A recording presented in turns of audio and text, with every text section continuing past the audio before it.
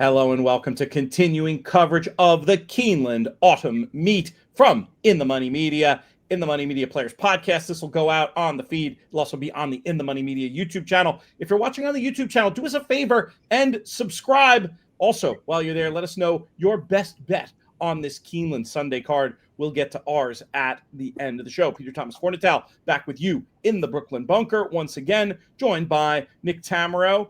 I love these Sunday Keeneland cards. The multitasking will be in full effect with racing on a couple of TVs, football on a couple of TVs. It's going to be a lot of fun, Nick. I know you'll be right there with me. The Degenerate Olympics. I'm absolutely a contender.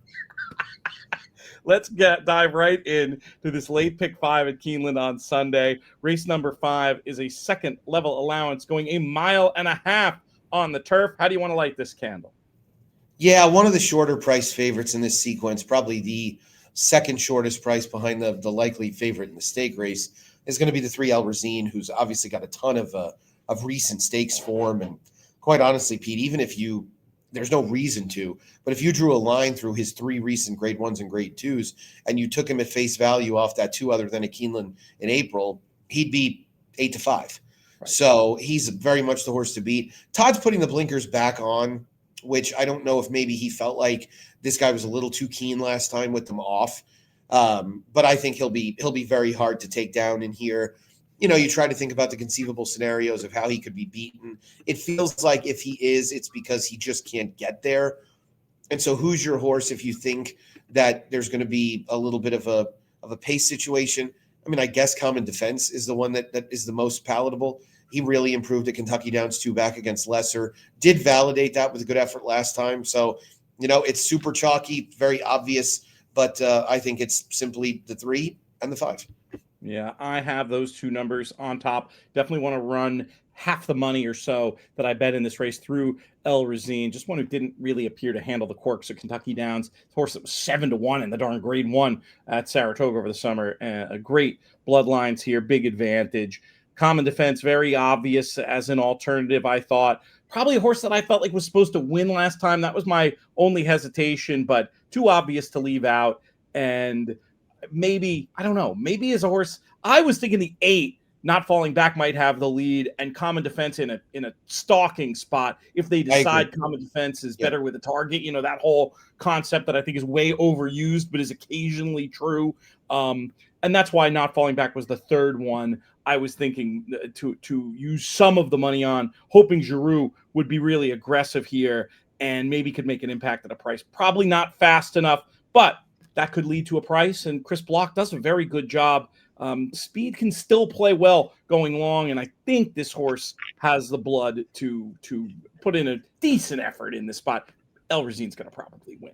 Let's move on to race number 6 on this Sunday late pick 5 sequence at Keeneland, where we've got maidens, 3 and up, fillies and mares, 6 furlongs on the dirt. Who wins? Yeah. I mean, this is obviously a race where without a workout report, it's a little difficult to know. It does seem as if all of these Will Walden horses are getting bet, and American Pearl, at least according to the clocker, the information that I have, is training well. So I installed American Pearl at 3-1. Feel like she's going to get quite a bit of support right from the outset. And I think that she's one that obviously will take some beating. We'll see how much she gets backed at the windows. But all in all, it does feel like a horse that'll get a lot of deserved support. Cut to the Chase is a horse I made the morning line favorite. Obviously, they're supporting the Wesley Ward horses pretty significantly right now. Comes out of what looks like a live race on turf. Turf to dirt should be no issue. It felt to me like the other horse I wanted to try and use potentially was the 7 Taverna. I know it's the 3 favorites, but they do look like they make the most sense in this particular spot. And I do like Taverna's outside draw second off the layoff. I put Cut to the Chase on top based on that fig she ran and the speed she showed back in July. 6 local works with a couple of bullets. Just feels super duper live. We will have the ability to see the tote board through the double probables before we commit to the pick 5. The 2's the type of runner I did not include in my picks originally, but if I saw catching money, I would definitely be including. I had a couple other ideas, though, that I'll share. The 8, Hissy Fitter, her dam won first out. The lone sibling was second, but with a 67 figure. Twirling Candies are very good first out, and I just thought this was an interesting I thought this was an interesting pedigree, generally speaking, in this spot. So I wanted that one. And the 5 Wicked One has some angles, being a $1.25 million baby with good works and 2 siblings who won first out. Now, the Asmussen numbers with first-time starters at Keeneland are not the best, but I'm not sure that matters in a spot like this. It's a tricky race. I'm going to probably end up spreading. I'll definitely be betting the 6, 8, and 5. We'll see who, I mean, Penn, I say definitely. We'll see what the tote signals like. The Asmussen runner in particular, one that if took like no money at all, maybe I could see myself getting off of. But we'll see how it plays out there as we get to the middle leg, the hinge of the pick 5, which is also graded stakes action in the form of the Franklin 5.5 on the turf. This is a race that I have a full horse by horse write up on over at theraces.com. You can also get a link to that through our free In the Money newsletter, inthemoneypodcast.com/email for that one. You should be signed up so you don't miss any of the content we're putting out on a daily basis. But I will now ask you the key question about this race. Who's going to win? This is a good matchup with Luna Luska taking on Future Is Now. Luna Luska has been really good since they got her off the dirt with 3 straight turf wins, looking very, very sharp, very, very fast. The kind of filly whose game will travel. And interesting to me that they're opting to run against elders. There's a 3-year-old filly stake at Aqueduct on Sunday, and they're opting to go here. So it might actually be Saturday, which I thought is significant. And, she's got one way to go. You also have to wonder, Pete, Future Is Now is going to be ridden by Irad this time. Is he going to be as willing to shove her into the race as Paco is? And if Irad is willing to let her drop a little farther off of it, that could be just the opening that Luna Luska needs. I don't think in our time is quick enough to keep up with Luna Luska. I don't think there's a lot of horses right now that can keep up with her early. She's very fast.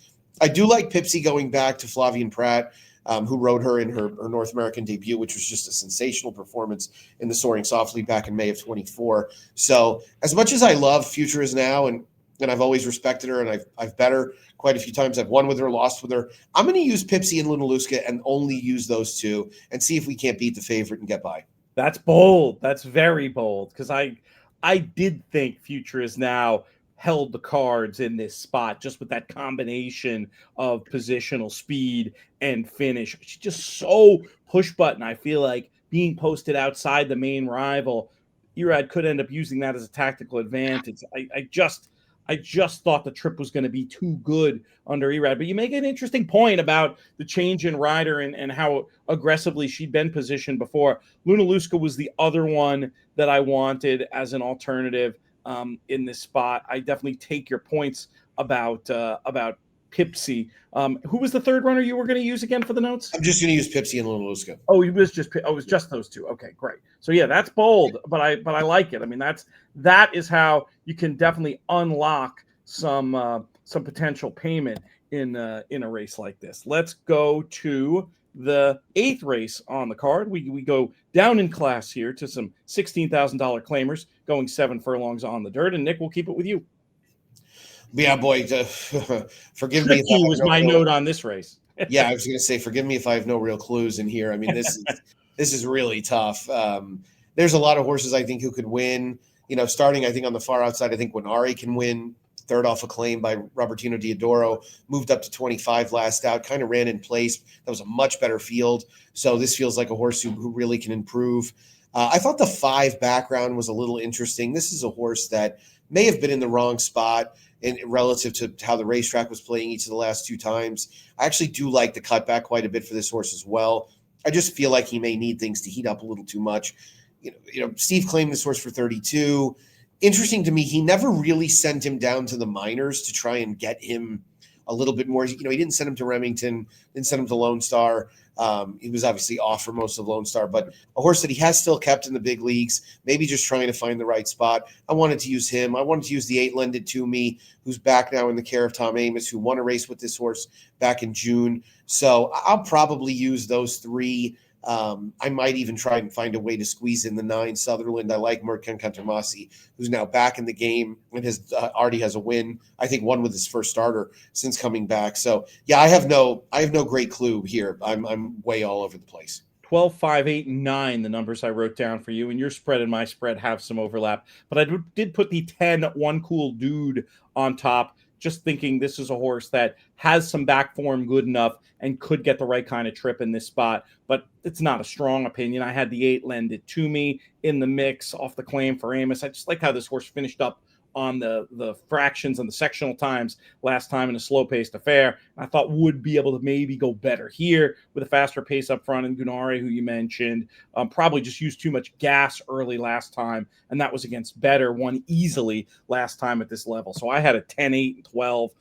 But I have no limit to the number of horses I'd be willing to consider, at least in what looks like a potentially tricky, trappy affair. Let's move it to the nightcap, where we've got 2-year-old maidens going 5.5 on the turf when it comes to this late pick 5 at Keeneland on Sunday. Nick, how are we going to get paid?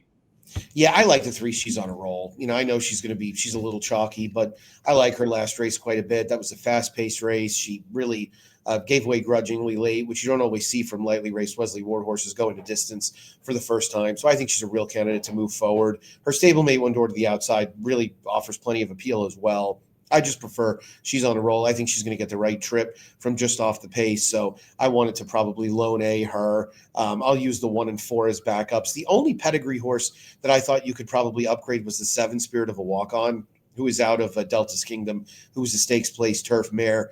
And there is some second family as well here. Second in was a horse named My Spanx, who I actually saw win a turf stakes race at Louisiana Downs many, many years ago. So there's a little bit to like there. But I thought all in all, you could keep it pretty simple. So I'll be 3 top pick, loan A, and back up with 1, 4, 7. We have some commonality again. Bluegrass Town, who you mentioned, is a backup. The 1 I thought moved too early last time and then just didn't really get up the hill at Kentucky Downs. I thought was definitely worth a try over a sharper turf sprint configuration for Walsh and Gaffalione. Midshaken is one you didn't mention, who I wanted to throw in some decent turf sprint blood, being by midshipmen with several siblings who were best turf sprinting, and 2 of the 4 hit the board first time out. Probably needs the race, but I was going to just take a little bit of a shot. We'll be betting this one blind in the pick 5. And then, nothing too clever to add on your 3 or 7, but they both showed speed, and that makes them dangerous in this turf sprint. So I had them on my backup line as well.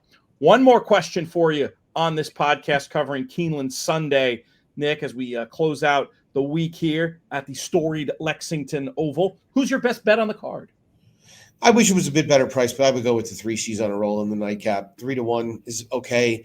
Maybe one that you can center some of your late action on. I think if I could take a combo best bet, I would take the combo of Lunaluska and Pipsy in the stakes race a little earlier. But for one particular horse, I'll take She's on a roll in the nightcap. Yeah, we can do exactas. Why not? We make the rules. You gave your thought on the Franklin. I'll stick in the same race, and we'll talk about that. So yeah, in the featured Franklin, I'm going to go with exactas. I'll do Future is Now on top of the 7 Lunaluska, and I'm going to throw in the 2 Time to Dazzle in that bet as well. I'll probably flip it for a smaller value, but hopefully we can cash. We'll see. One of us, well, you never know, but I would think one of us will be right when it comes to this featured race on Sunday.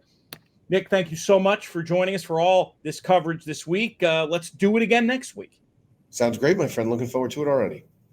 Good stuff. Thanks so much for subscribing to the In the Money Media YouTube channel. Make sure if you want more content, you check out our In the Money Plus service over there. We've got a full Breeders' Cup package with picks and analysis and figure equivalencies and trip notes. Lots of great stuff you cannot get anywhere else. InTheMoneyPodcast.com/plus. This show's been a production of In the Money Media. I'm Peter Thomas Fornatel.